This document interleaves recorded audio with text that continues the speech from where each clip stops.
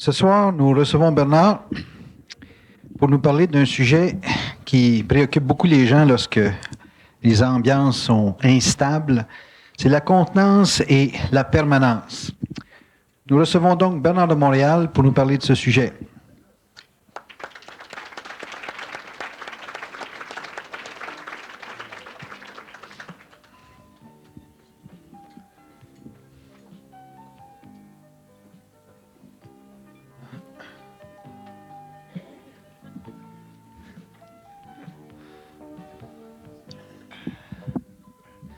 Bonsoir Bernard. Bonsoir. Tu vas être en grande forme, le soleil. Pimpin. Je viens de voir mon vieux chum, là. Comment est-ce qu'il s'appelle? Tigui. Tigui. Bon, Bernard, les gens sont souvent confrontés à des états d'insécurité, soit au niveau travail, soit au niveau affectif, ou au niveau quelque niveau que ce soit, au niveau de la permanence. Qu'est-ce qu'il faut pour un individu pour aller chercher dans ses relations humaines, dans ses échanges avec les autres, une permanence? Quelque chose qui dure longtemps. Pour avoir de la permanence, d'abord, il faut avoir de la direction. Puis la direction, c'est un petit peu comme un programme de vie. C'est une intention très, très forte. À long terme. Mais une intention où on ne s'attache pas à la forme. Vous ne pouvez pas vous attacher à la forme dans la vie parce que la vie, c'est trop complexe. Puis l'homme doit vivre trop d'expériences pour soit prendre l'expérience psychologique ou, quand il est en évolution, intégrer son énergie. Fait que quand on parle de l'homme de l'évolution, on parle d'expérience psychologique où il n'y a pas d'intégration d'énergie. Puis quand on parle d'un homme qui évolue, on parle d'intégration d'énergie puis de moins en moins d'expérience psychologique. Okay. Puis pour en arriver à avoir une direction puis à long terme, faut avoir beaucoup passé d'un stage à l'autre. Autrement dit, avoir passé de l'expérience psychologique à l'intégration. Puis ça, c'est long parce que l'homme est complexe. L'homme est bourré de crainte, hein? Mm-hmm. Puis l'homme vit au niveau de sa personnalité, il vit très peu au niveau de sa personne. C'est quand on vit au niveau de notre personne, de notre être intégral ou intégré, qu'on a cette direction à long terme. Et à ce moment-là, nos mouvements deviennent de plus en plus intelligents dans ce sens qu'ils mènent toujours, d'une façon ou d'une autre, même si on ne s'occupe pas tout de la forme que prend le mouvement. Ça mène toujours vers une direction qui fait partie de nos besoins profonds. Pas de nos désirs, mais de nos besoins profonds. Puis, donc, c'est une marque d'intelligence. Seulement, ça demande automatiquement une capacité de vivre notre vie par rapport à ce qu'on sait, puis de moins vivre notre vie par rapport à ce que la société nous impose. Donc, ça demande un haut degré de développement de notre individualité, un haut degré de développement de notre personne, un haut degré de centricité. Et c'est là que c'est long parce que faut la transmuter, cette énergie-là. Un homme peut pas dire, bon, ben, dans 20 ans, je vais faire ça. Le voir. Dans le sens que ça fait partie de sa voyance, libre de la faire. Donc, de la direction, de la permanence de sa vie, si son énergie n'est pas transmutée, parce que si son énergie n'est pas transmutée, elle va servir à l'expérience. Et elle sert toujours à l'expérience de l'âme. Le problème de l'homme, c'est qu'il vit son expérience, son énergie au niveau de l'âme. Il ne vit pas son énergie au niveau de son esprit. Donc, cette énergie-là, il faut qu'elle soit transmutée, et c'est ça qui est long. C'est pour ça que la permanence, c'est difficile à atteindre.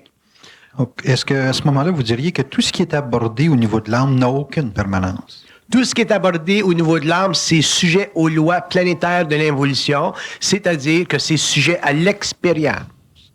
Et une expérience est temporaire, toujours. L'expérience, c'est temporaire ou ça peut être long, parce qu'il y a des gens qui peuvent vivre l'expérience pendant très, très longtemps et n'en sortent pas.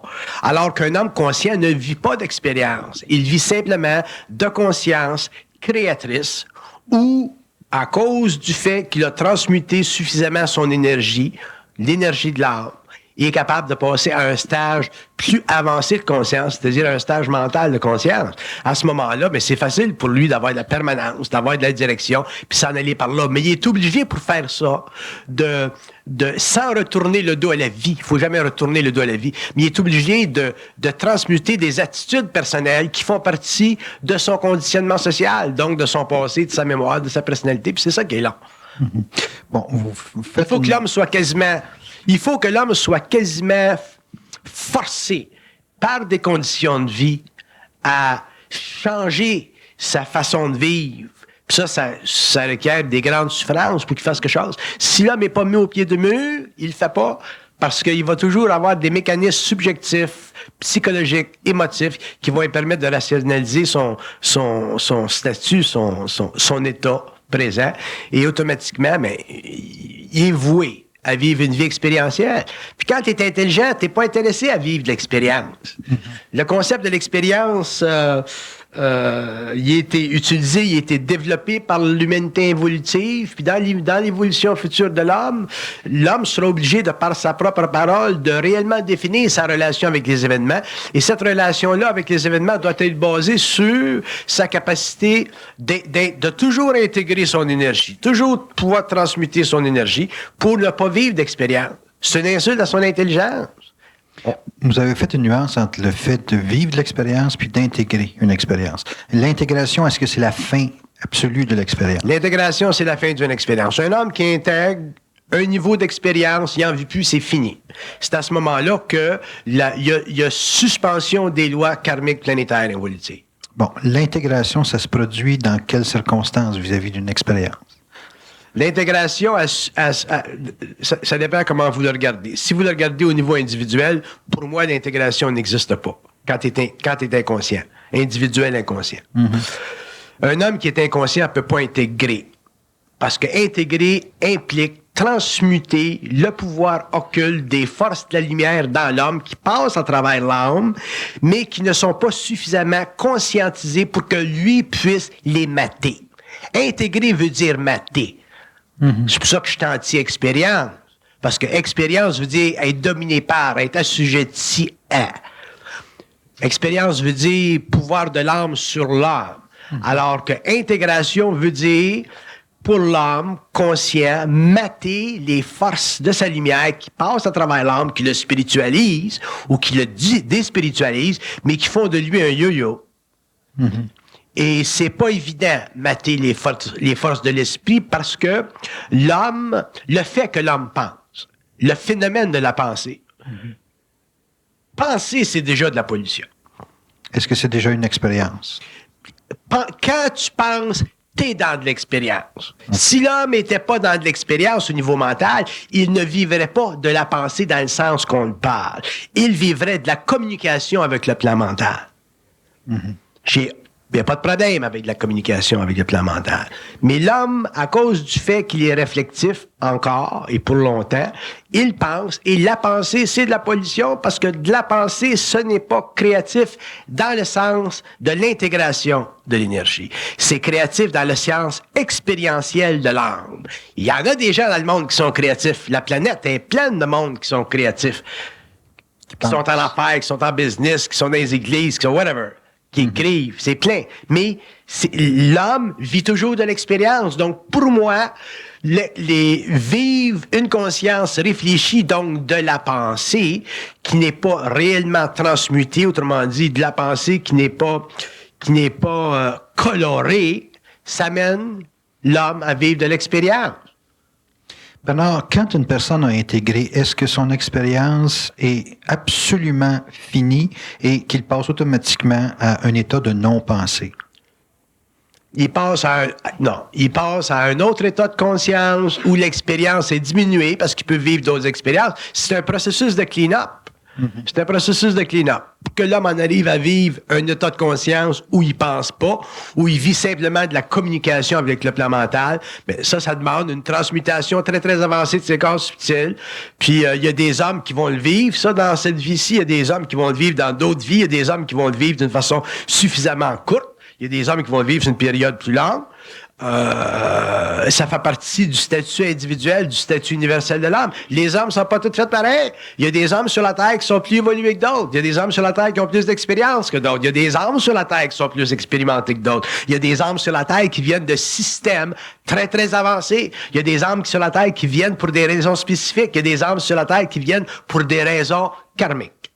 Donc, l'expérience de ce qu'on appelle la pensée par rapport à ces âmes-là, ou l'expérience de la communication avec les circuits universels par rapport à ces âmes-là, est totalement différente. OK, donc l'intégration, c'est pas un bloc qui s'applique à tout le monde. L'intégration, c'est un processus d'évolution vers une conscience de plus en plus supramentale, de plus en plus mentale, de plus en plus libre de la désinformation astrale, de plus en plus libre de la personnalité. Et c'est ça que j'appelle l'individualisation de l'âme, c'est ça que j'appelle la fusion, puis ça fait partie d'un processus évolutif sur la Terre. Ça prendra le temps que ça prendra, mais ça s'en va vers ça, parce que l'homme ne peut plus, une fois que le cycle de l'évolution est terminé, l'homme en tant qu'individu, je parle pas de l'humanité, l'homme en tant qu'individu ne peut plus retourner en arrière, il faut qu'il aille plus loin, plus loin, et les plans veulent fusionner avec l'homme, les plans veulent travailler avec l'homme, mais le travail qui est nécessaire pour ça, c'est un travail qui est très grand, c'est un travail qui est mis en perspective puis en relief avec l'instruction, mais c'est un travail qui va se faire au cours de l'évolution, puis l'homme peut pas demeurer indéfiniment ignorant sur la Terre, parce que l'homme pourrait pas combattre effectivement la pollution qui fait partie de son mental et qui crée automatiquement dans le monde matériel la pollution. Il y a une relation étroite entre la pollution du psychisme humain et la pollution sur la Terre. Puis l'expérience planétaire de l'homme, c'est une expérience de pollution. Puis même si on parle des plans spirituels évolués, il y a de la pollution. De la pollution, c'est pas le concept de pollution, c'est pas nécessairement négatif. De la pollution, c'est une atmosphère qui n'est pas sous le contrôle du rayon de la création personnalisée de l'homme intégral. De la pollution, c'est une façon de penser qui convient à son expérience en tant qu'être incarné, mais qui ne convient pas à son expérience en tant qu'être matérialisé, c'est-à-dire en tant qu'être où la lumière et l'âme et l'ego sont unis complètement, totalement unifié pour éventuellement une restructuration du partnership. L'homme peut pas être indéfiniment une créature sur une planète. L'homme peut pas être indéfiniment un être expérientiel. L'homme, un jour, faut qu'il devienne lumière et il faut que cette énergie-là, cette lumière-là, qui passe à travers ses corps, qui descend dans son plan matériel, soit amenée sous son contrôle. Puis ça, on ne le comprend pas, ça. Parce qu'on est des êtres spirituels, on fait partie de l'évolution de la 5e race racine, on est des êtres qui avons été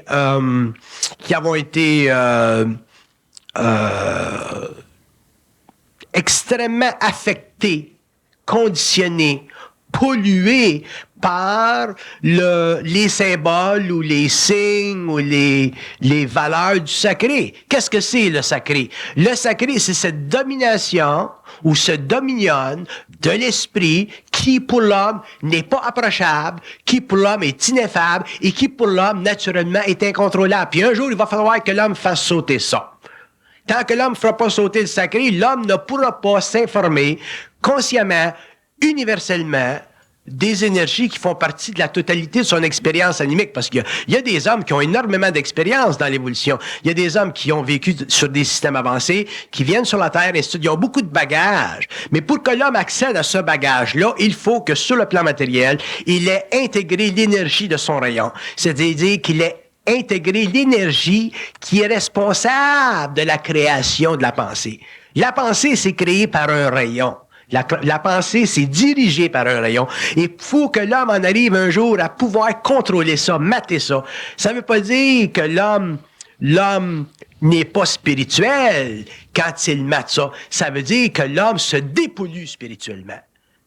Moi, je passe ma vie à combattre tout ce qui est anti-homme, anti-conscience, anti-individualité, tout ce qui empêche l'homme de passer de la personnalité à la personne, mais ça ne veut pas dire que j'ai pas de lien rapproché avec l'invisible. J'ai rien contre l'invisible. C'est pas l'invisible qui est le problème. C'est notre façon spirituelle à nous, les hommes, de traiter avec l'invisible. Pendant l'évolution, on a traité avec l'invisible comme des chameaux, ou comme des agneaux, ou comme des êtres qui n'avaient aucune identité. Puis dans l'évolution, on va traiter avec l'invisible comme des hommes de science. Des hommes de science, ça veut dire des hommes qui sont capables de réellement neutraliser le caractère karmique de la pensée, c'est-à-dire le caractère pollué de la pensée évolutive pour finalement en arriver à pouvoir communiquer avec des niveaux d'intelligence qui font partie de lui-même. Anyway, on est multidimensionnaire. Puis, dans l'évolution de la conscience supramentale sur la Terre, ou n'importe, appelez ça comme vous voulez, dans l'évolution du contact entre l'homme et l'invisible un jour, il va falloir, avant que l'homme vienne en contact avec l'invisible sur le plan éthérique, il va falloir que l'homme comprenne, réalise par lui-même, autrement dit, suite à la transmutation de ses illusions, l'élimination de ses illusions, l'homme va être obligé de réaliser que ça n'existe pas dans l'univers des êtres au-dessus de lui. Le concept de la hiérarchie invisible qui domine l'homme, ça fait partie des concepts spirituels, pollués, sacrés de l'évolution. Mais il faut que l'homme puisse parler avec eux autres, il faut que l'homme puisse communiquer avec eux autres, il faut que l'homme soit capable de parler avec eux autres d'une façon suffisamment intelligente pour que quand il communique, quand il y a un dialogue, il ne soit pas pollué dans la réception. C'est là qu'il se fait prendre, à cause de ses émotions.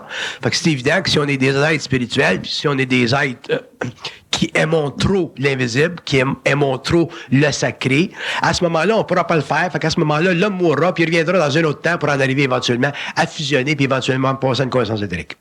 Maintenant, vous parlez de dialogue avec l'invisible. Je peux comprendre que dans notre vie, on dialogue, mais on dialogue généralement à partir d'une base intellectuelle. Avec l'invisible, ça ne doit pas être l'intellect qui est la matière d'échange. Donc, oui, allez. Quel est le niveau de dialogue que l'on a à vivre éventuellement avec l'invisible? Ça dépend des individus. Moi, j'ai mon niveau, vous avez votre niveau, un autre a son niveau. On a tous des taux vibratoires différents. Moi, j'ai tellement souffert dans mon initiation que j'ai mon niveau. C'est ça, c'est cette souffrance-là qui m'a donné ce niveau-là. Puis, au niveau de mon expérience ou en fonction de mon expérience, la guerre, la lutte, le combat pour le retour de l'homme à la lumière, il est en fonction de la capacité chez l'homme de réellement mater mentalement une énergie qui a tendance à émotiver sa conscience. Mm-hmm. C'est comme on va dire, c'est évident que l'homme, pour que l'homme devienne conscient, c'est-à-dire que l'homme retourne à la source, c'est-à-dire que l'homme retourne à l'invisible, au plan, à n'importe quel plan, il faut qu'il prenne conscience des plans. Fait qu'on dit, un jour, il faut que l'homme commence à parler avec eux autres. Mm-hmm. Mais ça, c'est la première étape. Parler avec eux autres, c'est pas grave. Mais se faire chier par eux autres, ça, c'est grave. Ça, c'est la deuxième étape. Puis l'homme ne peut pas parler avec eux autres sans se faire chier par eux autres parce que ça fait partie des lois de l'évolution, ça fait partie du fait qu'il est pollué. Parce qu'il parle avec l'intellect? Parce qu'il parle avec ses émotions. C'est pas l'intellect qui est le problème, c'est l'émotion. Si vous n'aviez pas d'émotion, vous n'auriez pas d'intellect. Vous auriez une conscience mentale supérieure. L'intellect, c'est une conscience mentale supérieure conditionnée par l'émotion à un niveau suffisamment réduit pour que vous puissiez être capable d'être logique. C'est ça de l'intellect. Mm-hmm. Donc, si vous avez une communication avec l'invisible... L'intellect, c'est pas une affaire que tu as dans ta poche à ton niveau. C'est pas comme un programme. Que l'intellect, c'est à toi, là. L'intellect, c'est à nous autres, puis la conscience supramentale, c'est à l'autre, nous autres. De l'intelligence, c'est de l'intelligence à différents niveaux. Puis à un certain niveau, à cause de l'émotion, à cause de la personnalité, mais à ce moment-là, c'est comme s'il y a un screen. C'est comme si l'homme ne peut pas atteindre d'autres niveaux. Donc, ce niveau-là, c'est ce qu'on appelle le niveau intellectuel. Mais même dans le niveau intellectuel, il y a de l'émotion. Ah oui. Mais quand l'homme vient en contact avec d'autres niveaux qui ne sont plus intellectuels, c'est-à-dire qui sont démotivés, à ce moment-là, ça y crée dans sa conscience un choc vibratoire au niveau de l'âme parce que ça y fait réaliser en tant qu'égo qu'il n'est plus tout seul. Avant d'être seul, il pensait qu'il était tout seul, il y avait le libre arbitre, toute la bébelle du libre arbitre, puis là, à ce moment-là, il s'aperçoit que, le libre arbitre, on n'a pas autant de libre arbitre qu'on pense. Fait qu'on a parlé du libre arbitre pendant des milliers d'années. On en a fait une philosophie, on en a fait un constat philosophique dans le monde occidental. Puis un jour, on va s'apercevoir que le libre arbitre, c'est pas la liberté, que le libre arbitre, ça fait partie du conditionnement social, psychique, psychologique, intellectuel de l'homme en fonction du mensonge cosmique qui fait partie de son absence de prise de conscience. Mais pour que l'homme sorte du mensonge cosmique, autrement dit, pour que l'homme finalement en arrive à intégrer ces forces-là, autrement dit que l'homme en arrive à être ces forces-là dans le matériel, pour finalement un jour spiritualiser la matière, c'est-à-dire élever son taux vibratoire, élever le taux vibratoire de la science, élever le taux vibratoire de la science des gouvernements, élever le taux vibratoire de la littérature, élever le taux vibratoire des philosophies. Il va falloir que l'homme se prenne en main. Puis personne ne peut le faire pour lui. Parce que ça fait plus partie de l'évolution, ça fait plus partie des églises, ça fait plus partie des écoles, ça fait partie d'une science universelle à laquelle tous les hommes ont accès. Évolutivement parlant. Fait que l'homme, un jour, il va devoir se prendre en main. Mais se prendre en main, pour un, c'est pas aussi évident que ça peut être pour l'autre. Puis c'est pas aussi évident que ça peut être pour l'autre, parce que les hommes ont différents niveaux d'évolution. Ce qu'une personne peut comprendre facilement, pour un autre, c'est pas si facile. Puis pour un autre, c'est pas si facile, puis t'es obligé de respecter ça. Fait que quand tu parles de l'homme, tu peux pas parler de l'homme en tant qu'humanité. Tu es obligé de parler de l'homme en tant qu'individu. Donc, il y a des individus dans le monde qui sont suffisamment avancés spirituellement, qui sont pour en arriver à être avancés consciemment. Puis il y a des gens dans le monde qui sont suffisamment avancés consciemment pour en arriver un jour à comprendre puis à savoir que l'homme a même pas besoin de communiquer avec l'universel. Il n'y a même pas besoin. C'est pas nécessaire. La communication avec l'universel, elle est là, elle fait partie de l'ajustement entre le corps mental et les corps inférieurs. Mais dans le fond, l'homme n'a pas besoin de parler avec l'universel parce que l'homme deviendra un jour universel. Fait que quand tu parleras, ça sera ça. Mais l'homme n'est pas sûr quand tu parles. Fait qu'il va par en dedans, il dit, c'est ça? Il va dire, ouais, c'est ça. Il va d'autres te dire, c'est ça. Il va pas dire, c'est pas ça. Mais un jour, l'homme, il va recevoir de l'information, puis c'est lui qui va dire, c'est pas ça, c'est ça. Donc, pour que l'homme fasse la différence entre ce qu'il reçoit intérieurement, que ce soit du plan astral ou que ce soit du plan mental, on va oublier le plan astral, là, parce que c'est réellement de la pollution, mais du plan mental, pour que l'homme soit capable de faire la différence entre ce qu'il reçoit dans le mental et ce qu'il veut, ça, c'est la lucidité. Puis ça, t'achètes pas ça chez Eaton, ils n'en vendent pas. La lucidité, c'est le produit, le résultat d'une grande lutte avec la source individuelle de l'âme. C'est le résultat de la conscientisation de son être. C'est le produit d'une fusion, d'une unification avec sa lumière. Puis les hommes le vivront à différents niveaux, mais l'homme doit en arriver, il devra en arriver, il en arrivera un jour à être totalement individualisé. Ça veut dire ne plus prendre sur la terre d'ordre d'en haut. Quand l'homme sera plus capable de prendre d'ordre d'en haut, il sera certainement plus capable de penser des pensées polluantes. Et à ce moment-là, l'homme aura sur la terre le pouvoir vibratoire de sa parole. Et dépendant de son niveau d'évolution, dépendant de ses travaux, ainsi de suite, il pourra utiliser la télépathie, il pourra utiliser le mouvement sur le plan éthérique, il pourra faire des travaux à une autre échelle qui font partie de l'évolution de la race racine. Et à ce moment-là, l'homme sera réellement libre et l'homme n'aura plus besoin du libre arbitre. Quand vous parlez d'unification de sa lumière, est-ce que unification de sa lumière et contenance du rayon, s'il y a une similarité? Unification de sa lumière, ça veut dire sa capacité de ne pas partager sa réalité avec l'invisible. Un homme, c'est un tout. Les 7 plans sont un. Fait qu'un homme peut pas être dans sa matérialité, puis vivre une condition matérielle qui fait pas son affaire, puis être totalement accroché à l'invisible, qui le domine pour des raisons spirituelles. Un homme, c'est des plans subtils intégrés ou connectés à un corps matériel, puis tout ça, ça crée ce qu'on appelle un homme neuf, un homme intégral. Mais nous autres, on a été, pendant l'évolution, tellement assujettis aux forces spirituelles ou aux forces du sacré ou aux forces occultes ou aux forces de l'invisible, à cause de l'évolution, à cause de la réflexion, à cause de notre recherche de la vérité, à cause de notre besoin notre besoin d'être dans la vérité, qu'on n'a pas compris une chose. C'est qu'on n'a pas compris que l'homme, une fois qu'il est intégré, n'a plus à baiser le cul à part ça.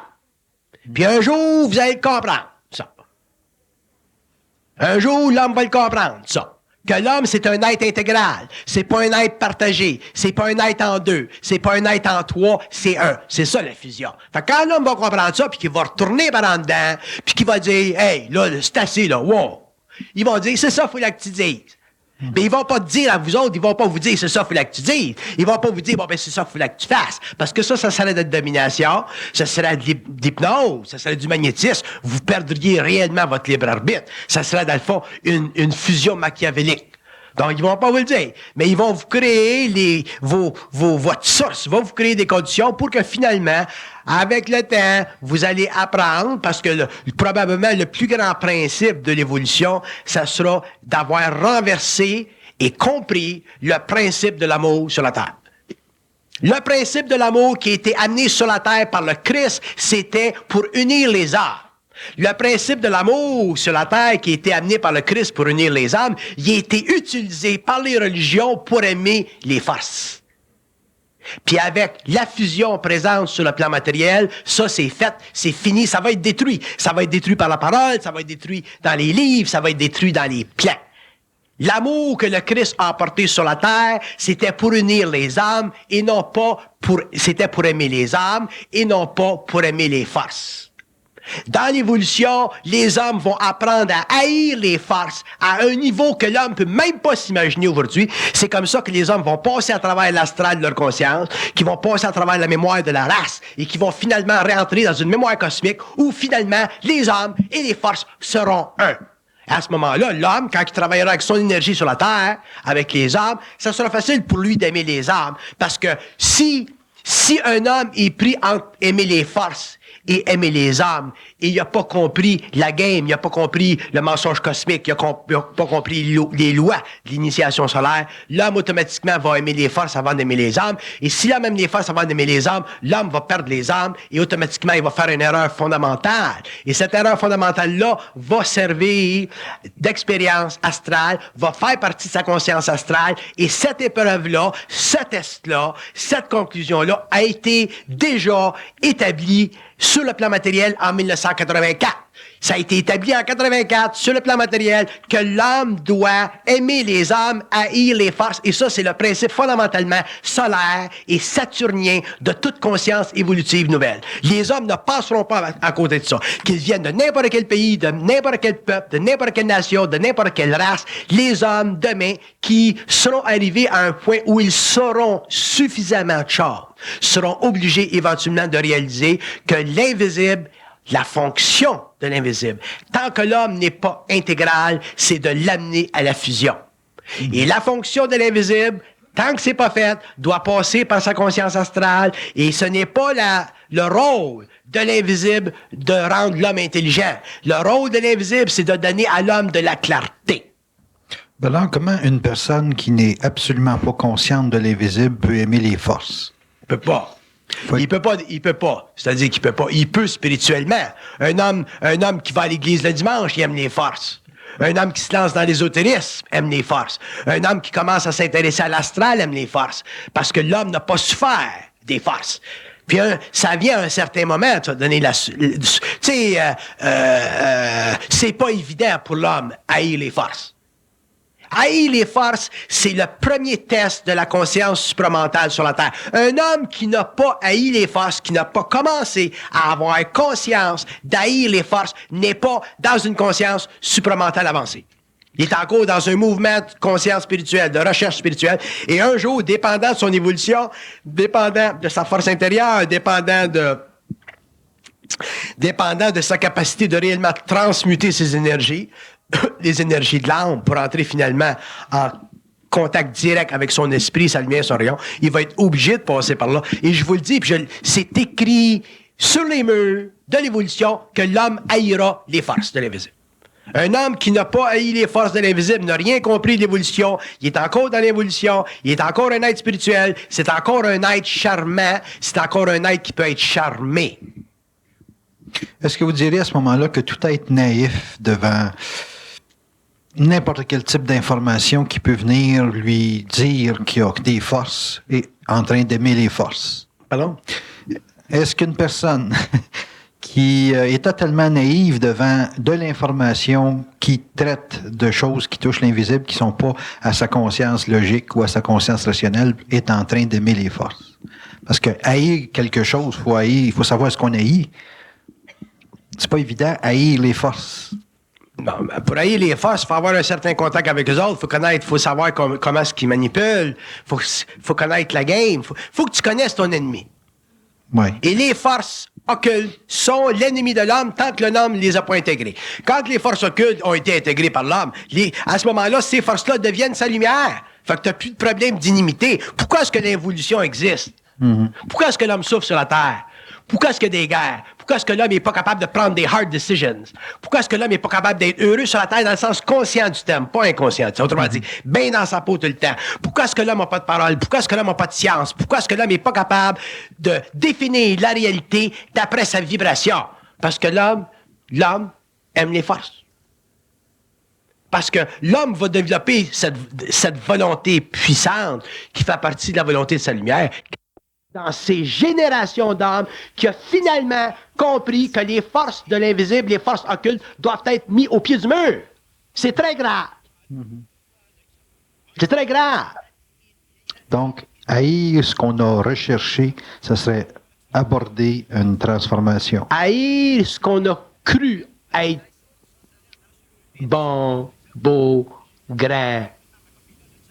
Donc, haïr toute croyance et haïr les forces. Ah ben, si vous croyez, vous êtes déjà fait à l'os. Croire, c'est le début de...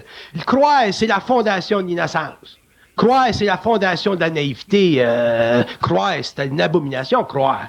Croire, ça fait partie de la mécanique astrale de l'évolution qui a fait en sorte que l'homme a été incapable de finalement s'attribuer son propre pouvoir, puis le donner à quelqu'un d'autre. Il y a des sciences, l'homme a des mémoires, il y a une mémoire cosmique qui existe. Les hommes, par rayonnement, sont connectés à cette énergie-là. L'homme a accès à son esprit. Tous les hommes ont un ajusteur à penser. Tout est su. La science, elle est là. L'homme n'a pas besoin de croire à personne. L'homme a simplement, par lui-même, à savoir, point final. Fait que, croire, regardez ce qui se passe sur la Terre, regardez l'évolution, regardez les guerres de religion, regardez les conflits philosophiques, les conflits théologiques, regardez le pouvoir temporel des églises. C'est que la croyance, c'est le résultat de la croyance. Puis encore aujourd'hui, on parle de croire, puis croire, puis croire, puis croire. Continuez à croire. Continuez à croire. Ça fait partie de l'expérience évolutive de l'homme. Je peux-tu fumer une cigarette? Je suis énervé. L'homme va en arriver à comprendre. Donc, dans nos paramètres à nous autres, on est manipulé par nos croyances, puis c'est la croyance qui c'est l'identification d'un amour des forces, comme vous dites. Bien, la croyance va automatiquement vous amener à aimer les forces parce que la croyance est utilisée par le plan astral pour créer sur la Terre une conscience collective qui, à travers différentes idéologies, que ce soit des idéologies astrales, spirituelles, des idéologies astrales, politiques, font en sorte que l'homme perd toute son individualité, perd sa conscience, perd son intelligence, n'est pas capable d'intégrer son énergie. Pourquoi est-ce que l'homme n'est pas capable d'intégrer son énergie? Parce qu'il y a des blind spots qui sont trop graves. Tu sais, c'est bien facile. Même on va dire, bon ben, on parle souvent de fusion, puis de fusion, puis de fusion, puis de fusion. On parle de fusion parce que ça fait partie du phénomène de 69. Mais dans le fond, c'est pas la fusion que l'homme a besoin. Mais il faut qu'il y en ait une fusion quelque part. Autrement dit, il faut que les forces occultes de la Terre, de la planète, sur le plan astral, dans le monde des morts, puis ces autres plans, il faut que ces forces-là soient un jour bottées au cul par l'âme. Bien, pour la faire, ça prend une fusion. Tu peux pas le faire si t'as pas de fusion, parce que t'as de la croyance, t'as de la spiritualité, t'as des connexions sacrées, t'as toute la mémoire de l'humanité. Nous autres, on est au Québec, on a une certaine chance. Même toi, c'était né en Italie. C'était né dans les pays arabes, c'était né aux Indes. Vous avez voyagé en Amérique du Sud. Fait que l'homme en tant qu'individu, il va pouvoir s'en sortir. L'homme en tant que conscience collective, il s'en sortira jamais. Fait que ça prend une fusion. Donc la fusion est là, puis la fusion est capable de botter le cul aux forces spirituelles, parce que les hommes qui ont vécu la fusion se font tellement de ces calices-là qu'ils connaissent la game. Puis en haut, ils sont contents. Ils sont contents parce que c'est ça qu'ils veulent. Ils veulent que l'homme soit intelligent. Ils veulent que l'homme, finalement, travaille avec eux autres. Ils veulent que l'homme en arrive à être dans son identité. Ça, c'est l'initiation solaire. Puis si vous pensez que vous allez passer à l'initiation solaire parce que vous allez aller aux Indes, vous vous trompez. La lumière n'est plus aux Indes. La lumière est au Québec. Est au Québec. Puis dans 10 ans, dans 50 ans, dans 200 ans, le monde va être obligé de venir au Québec. Ils vont être obligés de partir des Indes, venir ici. Ils vont être obligés de partir de la France, venir ici. Parce que la fusion s'est faite au Québec. Puis l'homme, éventuellement, il va être obligé de commencer à faire face à ce que les Québécois savent, à une échelle ou à un autre. Ça va les travailler, les Français avec l'ésotérisme. qui vont venir ici, ça va les travailler. J'en connais, moi, des Français qui sont tellement travaillés qu'ils sont sur le dos, là. T'sais, ça va les travailler. Les Orientaux, les Hindous, toute la gang, là, toute la bouillabaisse spirituelle de l'humanité, un jour, ils vont être obligés de venir ici, qui viennent ici par correspondance, qui viennent ici par carte de crédit, qui viennent ici par lecture, qui viennent ici physiquement, qui viennent ici en astral, ils vont être obligés de venir ici parce qu'il n'y a pas de choix. Parce que ça se fait une fois, puis c'est fini. Qu'est-ce qui se fait une fois? Une fusion intégrale, ça se fait une fois. Le bottage de cul total, intégral, une fois. Pour une personne? Non, une fois. J'ai pas dit pour une personne. Okay. Une fois. Okay. Une fois, intégralement, le bottage de cul. Puis ça a des rayons sur... Ça rayonne. Laisse-moi dire que ça rayonne. Tous ceux qui s'approchent de ça. Oui, parce que... Je vais te conter quelque chose d'intéressant. Tu sais, quand tu lis la genèse du réel, le livre que j'ai écrit, quand tu lis la genèse du réel, tu vois que c'est pas moi qui l'ai écrit, le livre. C'est flagrant. C'est ça, puis c'est ça, puis c'est ça, puis il dit c'est de même, puis c'est de même, puis c'est de même, puis c'est de même. Ouais. Fait que c'est pas un égo, ça, qui peut parler de même. Bon, ben, une fusion, c'est comme ça. Mais c'est comme ça par rapport à eux autres. Fait que quand un homme a intégré ses forces, ses propres forces, à ce moment-là, il a dit, c'est de même, c'est de même, c'est de même. Ça veut dire que la genèse du réel, c'est une instruction qui part du plan mental, qui s'en va vers l'homme, et la parole de l'homme, c'est une autre instruction qui part de la terre, puis qui s'en va vers le plan mental. Quand les hommes vont comprendre ça, ils vont comprendre que c'est que je veux dire par le bottage de cul. Je veux dire que l'homme va enseigner aux forces. Ben, c'est évident, il va enseigner aux forces, il va enseigner aux morts. C'est là le travail qui se fait. Parce qu'on ne peut pas être indéfiniment assujetti puis enseigné par des morts.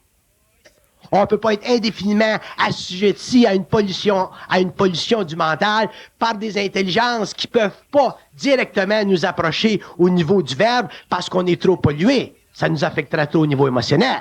Fait que la guerre, c'est-à-dire la transmutation de nos corps, une fois que ça va être fait, ça va changer de bord, puis là, on va dire, bon, ben, c'est ça, c'est ça, c'est ça, et c'est ça. Pourquoi? Parce que la perfection des êtres de lumière devient, aujourd'hui, pour eux autres, un problème. Tu sais, quand tu es dans une industrie, quand un produit est trop perfectionné, qu'est-ce qui arrive? Il ne peut plus fonctionner. Les êtres de lumière sont trop perfectionnés. Fait qu'ils ont besoin maintenant de travailler avec l'homme. Puis une des raisons pourquoi ça a été décidé qu'il y ait une fusion avec l'homme sur la Terre, c'est pour que des êtres qui sont très, très avancés, très développés, très, très de grande science, puissent finalement arrêter d'être pénalisés par leur perfection. Puis ça, c'est dans la fusion avec l'homme qu'ils vont le faire. Puis il y a des dimensions de l'homme. Peut-être que je vous dis ça, puis ça vous dit rien, parce que ça se pense pas. Mais il y a des dimensions de l'homme, de son être, de sa réalité, de sa fonction, de sa conscience, de son essence, qui sont immuables. Dans l'incarnation. Dans l'incarnation, c'est immuable. L'homme, un jour, il faut qu'il passe sur le plan éthérique, il faut qu'il passe, quand il a fini son enveloppe matérielle, qu'il passe sur le plan éthérique, comme avant il passait sur le plan astral, qu'il garde sa conscience et qu'il garde automatiquement le contact télépathique avec eux autres. La différence entre les immortels et les morts, c'est que les morts perdent contact avec eux autres, tandis que l'immortel, il continue sa conscience, son contact avec eux autres. Puis il faut que l'homme maintienne son contact avec eux autres. Mais pour qu'il fasse ça, il faut qu'il les intègre. Puis les intégrer, ça veut dire perdre la mémoire de l'âme. On a parlé de l'âme, puis de l'âme. J'en ai ras-le-bol de l'âme. L'âme, c'est de la mémoire. J'en ai plein le cul de l'âme. Que ce soit l'âme des Égyptiens, l'âme des Hindous, l'âme des Européens. L'âme, c'est de la mémoire, puis un jour, vous allez être obligé de le comprendre. Vous allez devoir le comprendre. Parce que un jour, vous allez être obligé, finalement, vous autres, les hommes, en tant qu'êtres de lumière, individualisée, incarnée. Vous allez devoir comprendre que la raison pour laquelle vous êtes sur la Terre, c'est simplement pour passer à la conscience éthérique. Vous n'êtes pas sur la Terre pour passer à la mort. La mort, c'est un accident. C'est un accident de parcours. Puis pour que l'homme passe à la conscience éthérique, il faut que l'homme soit intelligent. Puis l'homme ne peut pas être intelligent en croyant à quelqu'un. T'es fait à l'os. Tu crois quelqu'un, t'es fait à l'os. Des gens comme moi, si vous croyez des gens comme moi, vous êtes faits à l'os. La raison? La raison, c'est parce que des gens comme moi, c'est des gens dangereux, des gens qui sont capables de manipuler tellement la vibration, puis vous autres, vous savez pas de quel bord on est. On est-tu du bas monde, on est-tu pas du bas monde? Vous savez pas si je suis satanique, moi aussi, je suis un homme de lumière. Vous savez pas les illusions que je suis capable de créer. Fait que la sécurité de l'âme, c'est lui-même. Et tant que l'homme va se promener dans le monde, va aller dans le monde, j'ai pas d'objection à ce que l'homme aille dans le monde. Mais j'ai objection à ce que l'homme croit. Je parle de l'homme qui est en évolution. C'est bon pour ma mère de croire pour aller à l'église le dimanche. Je parle pas de cette croyance-là. Je parle des gens qui sont rendus à la croyance, qui sont rendus dans la science ésotérique, dans les sciences occultes, tout ça, là, toute cette patente-là. Quand les hommes sont rendus là et croient, à ce moment-là, c'est dangereux, parce qu'à ce moment-là, ils sont plus capables de discerner, de faire la différence entre ce qu'ils sont et ce que des forces veulent qu'ils soient spirituellement. Diriez-vous, Bernard, que si une personne est capable de détruire sa pensée, elle est capable de se protéger contre la L'homme ne peut pas détruire sa pensée. La pensée, c'est un égrégore qui fait partie des architectures de son mental, dépendant à quel niveau où il est. Fait que la pensée, ça fait partie des architectures de son mental. L'homme ne peut pas vivre sans pensée. Il faut que ça soit rempli, il faut que le monde mental vibre. Fait qu'il vibre au niveau de la pensée, à quelque niveau que ce soit, ou qu'il vibre au niveau de la communication. Tu peux pas vivre indéfiniment dans le vide, parce que ça fait comme une asphyxie. Fait que l'homme a besoin de la pensée. J'ai pas de problème avec ça. Mais que l'homme sache que la pensée, dans certaines expériences, surtout en relation avec les événements de vie, la pensée est astralisable et la pensée fait partie des atmosphères inférieures du monde mental saturnien. Puis tant que l'homme ne comprendra pas ça, il ne sera pas capable de passer à des étapes supérieures de conscience, rentrer dans le mental communicatif universel de la présence jupitérienne qui, techniquement, est la grande planète dans notre système solaire qui permet à l'homme d'avoir une pulsion, une oscillation au niveau de son mental qui est équivalente parfaitement à son cardiaque. Un homme qui a une conscience jupitérienne, son centre d'énergie ici et son cœur pulse pareil, a la même pulsion, sinon il mourrait. Moi, la seule raison que je suis capable de crier, puis bardasser, puis tout faire mon show depuis 15 ans, puis aller voir le médecin va dire, Monsieur Bernard, vous avez un bon cœur pour un gars qui fume puis un gars qui crie, c'est parce que ça a le même rythme. Mm-hmm. Si j'avais pas le même rythme, j'aurais une crise cardiaque.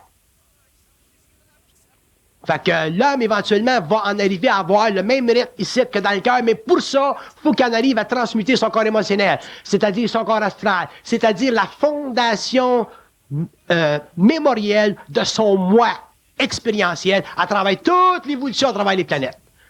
Parce qu'on vient pas de la Terre, il y a des hommes qui viennent d'autres planètes.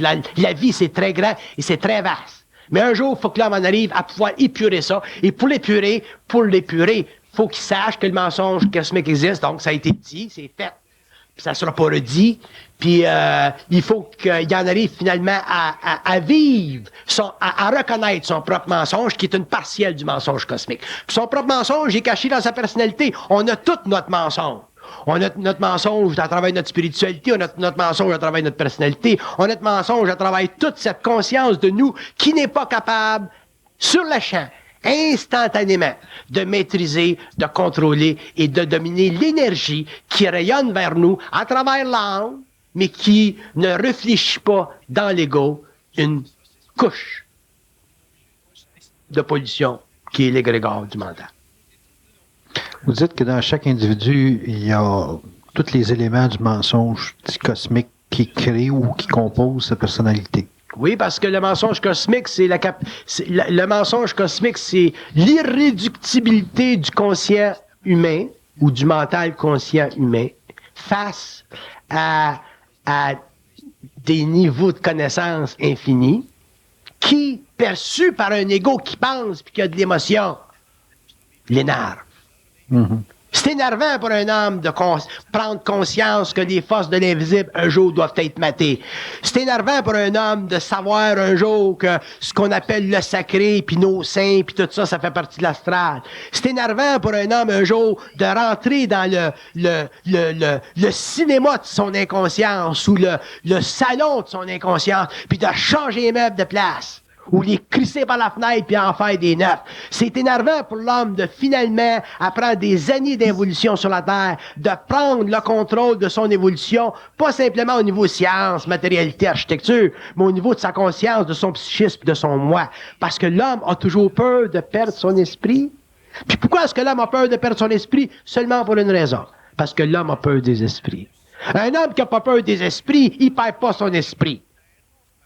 Mais un homme qui a peur des esprits, il est fait à l'os. Puis même l'homme inconscient, quand il vit des craintes dans son mental, à cause de son inconscience, il vit la crainte des esprits. Même s'il n'est pas capable psychologiquement, parce qu'il est inconscient de parler de même, sur le plan mental, ça fait la même chose, parce que les esprits, les forces, utilisent la pensée, manigancent la pensée, font vibrer la pensée en fonction de la mémoire, puis le gars, lui, il a peur. Fait que quand t'as peur de la forme pensée qui te passe dans ta tête, t'as peur de l'esprit en arrière qui rayonne. Fait qu'un jour, l'homme va le comprendre, ça. Final, ça marche de même, puis ça marche de même, puis ça marche de même. Vous avez dit au début de votre conférence que les gens, pour avoir de la permanence, il fallait qu'il y ait de la il fallait qu'il y ait de la direction. Et puis, le mensonge, est-ce que c'est ça qui dévie l'individu de sa direction? Est-ce qu'on pourrait dire que chaque individu a une direction à prendre? Il y a deux fonctions dans le mensonge. Une fonction évolutive nécessaire, cosmique pour le mensonge, c'est de protéger l'homme qui n'est pas suffisamment avancé en conscience mentale. Donc, le mensonge de l'évolution, j'ai rien contre. Le mensonge historique des philosophies, le mensonge historique de n'importe quoi, j'ai rien contre. Quand je parle de mensonge, je parle pas de l'intention humaine de mensonger. Non. Je parle des lois cosmiques, politiques, sur les plans, de maintenir l'homme à l'abri de certaines connaissances parce que l'homme n'est pas prêt. Okay? Les politiciens le font. Oui. Duplessis, dans le temps, il y a bien des affaires qui ne nous disaient pas, nous autres, d'infermes. OK, on n'était pas prêts. Même chose. Fait que si des hommes sur la Terre sont capables de nous cacher des choses parce qu'on n'est pas prêts, imagine-toi ce que les forces occultes sont capables de nous cacher parce qu'on n'est pas prêts. Fait que quand tu comprends pas ça, tu comprends rien. T'es tout aussi bien d'arrêter de lire des sciences occultes puis de retourner au petit catéchisme.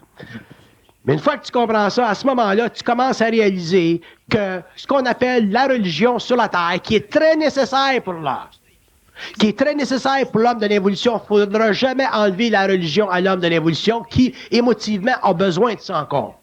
Tu peux pas enlever la religion à ma mère, c'est nécessaire pour ma mère. Mais rendu à un certain niveau donné, il va venir un point où l'homme ne pourra plus vivre ce que j'appelle le mensonge cosmique, c'est-à-dire la politisation mentale de son ego incarné. Par rapport à des données ou des idéologies qui ne sont plus sous sa maîtrise.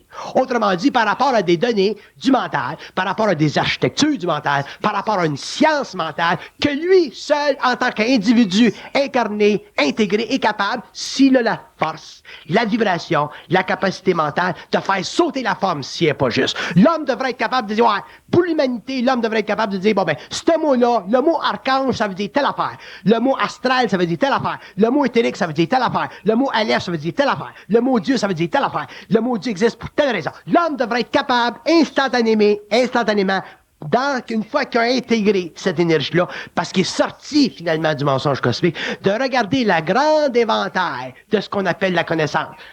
Puis l'éventail de la connaissance, c'est pas basé sur du didacticiel. L'éventail de la connaissance, c'est pas basé sur la codice d'une librairie universelle, que tu rentres là-dedans, puis tu sors là-dedans, puis tu lis des livres. L'éventail de la connaissance est basé sur le rayonnement énormément vibratoire d'une conscience cosmique que j'appelle le double, avec une conscience planétaire incarnée que j'appelle l'âme, qui est mise en vibration perçue par ce que j'appelle l'ego.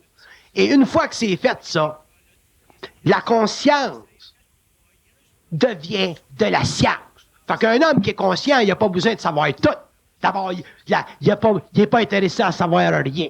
Tu ne demandes pas un poisson. Quand un poisson est dans l'eau, comme un même qui se promènerait dans l'eau sur 50 mètres carrés, il a accès à tout l'océan, s'il veut. Un homme conscient, c'est pareil. Comme un même qui se promènerait dans 50 mètres carrés, s'il veut, s'il est en vibration, s'il a la raison de le faire, il est capable de se promener et aller plus loin dans ce qu'on appelle l'océan, autrement dit, dans cette infinité-là d'énergie qu'on appelle la conscience universelle. À ce moment-là, s'il est capable d'intégrer cette énergie-là, parce qu'il n'a pas peur des concepts, parce qu'il n'est pas pollué par les concepts qui ont fait partie de l'évolution, et que nos pays, nos mères, puis les gens en autorité nous ont installés dans le mental, ce qui faisait partie des éducations, des civilisations, je suis d'accord.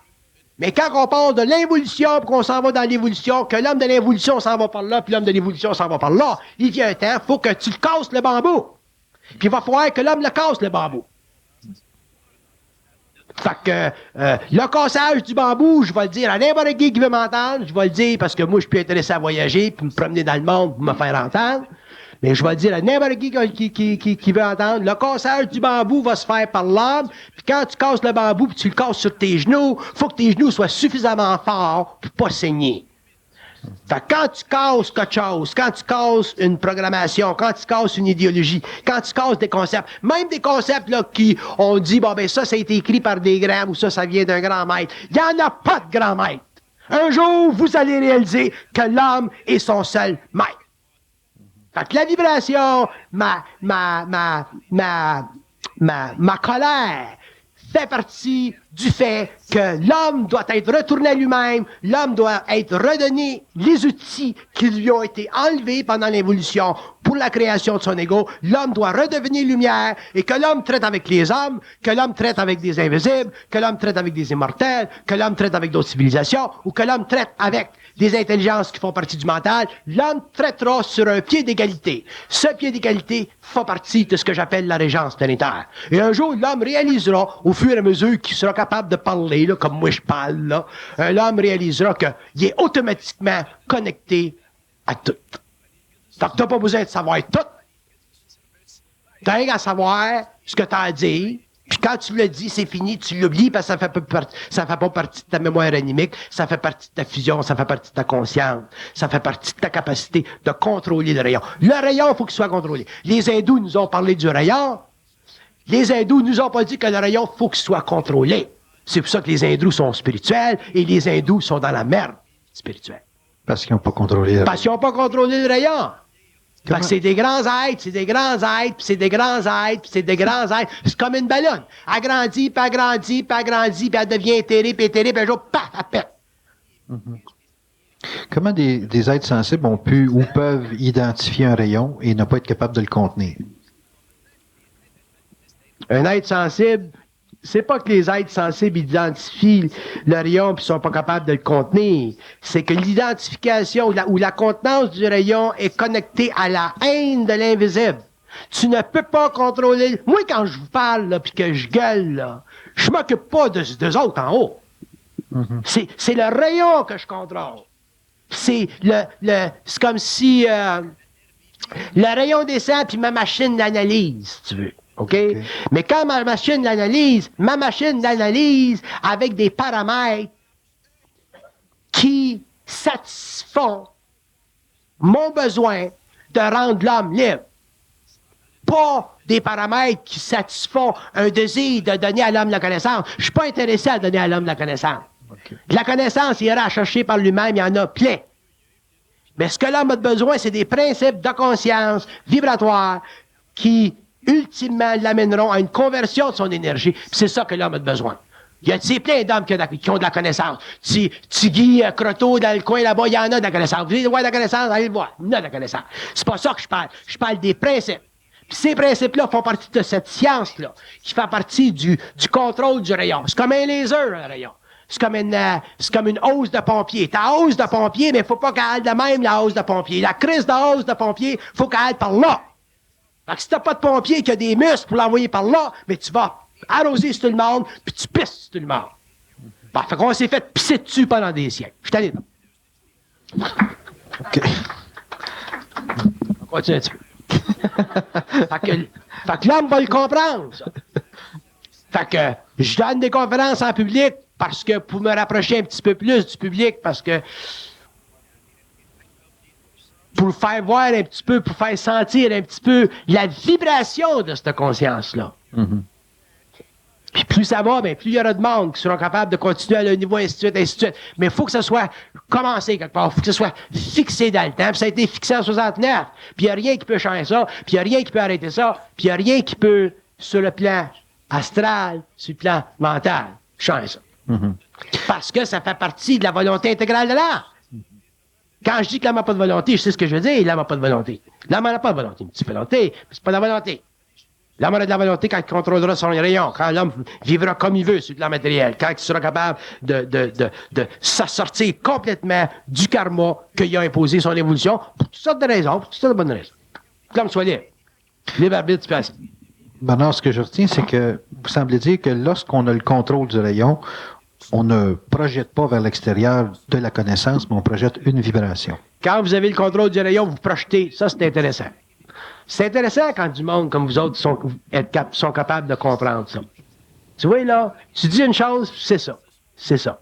Bon, quand tu dis une chose, puis c'est ça, moi, je suis content, parce que je me dis, au moins, je suis pas tout seul. Puis il y en a un autre, puis il y en a un autre, puis il y en a un autre. Quand tu contrôles le rayon, la seule chose qui t'intéresse, c'est de créer une vibration. C'est pas la forme. Je me sers de la forme pour créer des champs. Mais je me sers de la vibration pour pénétrer là. J'ai pas le temps, moi, d'avoir des discussions intellectuelles, philosophiques, ésotériques avec des occultistes. Pas le temps. Ce qui m'intéresse, c'est de pénétrer là. Une fois qu'il est pénétré, qu'il est mis en vibration, après ça, bien, il est capable de regarder, il est capable de sensibiliser à sa capacité de vivre ça, cette affaire-là. D'après sa propre conscience, pour qu'on ne soit pas toujours poigné avec du monde qui crouait quelqu'un, du monde qui crouait Bernard à Montréal. Je suis pas intéressé à être cru. Mais je me sers de la crudité de ma parole. OK? Pour faire réaliser à l'homme que l'homme sait des choses, a accès à des choses, beaucoup de choses, dans la mesure où il est capable de s'infiltrer, pénétrer, rentrer au-delà de ce qui a été, par convention, donné à sa conscience évolutive. Lorsqu'une personne comme vous avait unifié sa lumière, est-ce que automatiquement, en passant cette lumière-là à d'autres, les êtres, conscients ou inconscients, sont obligés de vivre une unification de la lumière à cause de la vibration? Bon, ils vont évoluer certainement parce que ils se créent une évolution, parce qu'ils se créent une prise de conscience, pas une prise de connaissance. La raison que les êtres vont évoluer, c'est parce qu'ils vont se faire une prise de conscience. Une fois que quand tu es dans la prise de connaissance, il se passe rien. Tu peux faire la prise de connaissance jusqu'à 72 ans, tu vas finir comme le chef des Rose-Croix. Tu sais. Non, il n'y a rien.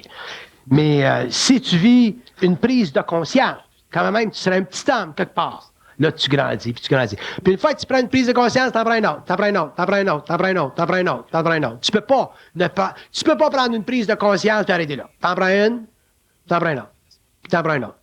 Est-ce que c'est dans les prises de conscience qu'on développe la permanence? C'est dans les prises de conscience que vous apprenez jusqu'à quel point la vie est impermanente, puis combien, éventuellement, vous voulez la rendre sous votre contrôle. C'est ça que la prise de conscience va vous donner. Ça a quoi comme conséquence matérielle d'avoir la vie sous notre contrôle? La vie sous notre contrôle, ça veut dire arrêter de se faire chier. Mais dans la forme, ça donne... C'est ça. N'importe quoi. Je m'étais acheté des belles bottines en fin de semaine. Je m'étais acheté des belles bottines. Faudrait que j'ai de l'argent pour m'acheter des bottines. Ouais. Quand j'ai besoin des bottines, il faut que l'argent soit là pour m'acheter des bottines. Ça, c'est avoir la vie sous son contrôle. Ça, c'est avoir la vie sous son contrôle. Si j'avais pas de bottines, à ce moment-là, parce que j'avais pas d'argent, m'acheter des bottines, j'aurais pas la vie sous mon contrôle. Donc, tout ce qu'on peut pas faire... Je suis obligé d'aller te voir et mettre tes bottines. Fait que même tout, j'arrête de faire avec tes bottines. Chacun nos bottines. Dernière petite phrase, maintenant, pour finir. Est-ce qu'il reste une minute? Avoir la vie sous notre contrôle, c'est pas souffrir. C'est pas souffrir. Ouais. OK. Pas souffrir. Quand on souffre, on n'a pas la vie sous notre contrôle. Tant qu'on souffre, on n'a pas la vie sous notre contrôle. Ouais. Pour n'importe quel, même la petite souffrance. C'est anti-homme souffrir. Ouais. On est-tu des êtres de lumière ou on ne l'est pas? On est-tu supposé être conscient ou on ne l'est pas? Ça, il faut le savoir. Il ne faut pas se le faire dire. Ah, ben, c'est évident. C'est évident. Ça, c'est toute la question que les gens se posent quand ils sortent d'ici. Est-ce que je suis dans la lumière ou je suis dans l'inconscience? On va revenir à la deuxième partie pour continuer là-dessus. Merci beaucoup.